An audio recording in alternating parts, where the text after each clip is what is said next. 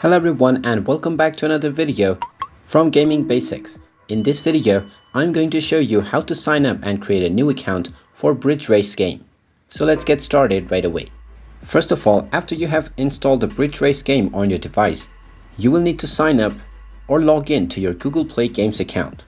If you don't have Google Play Games, simply open up the iOS App Store or the Google Play Store depending on your device and search for Google Play Games. Once you find the application, tap on the install button, and after the installation is complete and you see the open button, tap on it to open it up. Now once it is opened up, you will need to log in using your Google account. Go ahead and log in using your Google account, and then you can go ahead and open up the Bridge Race game on your device. Now you will automatically be signed up using Google Play Games on your device, and now you can simply start playing. In order to edit your username, simply tap on player, and now you can type in your username. And there you have it. That is how easy it is to sign up for the Bridge Race game. If you find this video helpful, make sure you hit that like button and subscribe to our channel if you haven't done so already.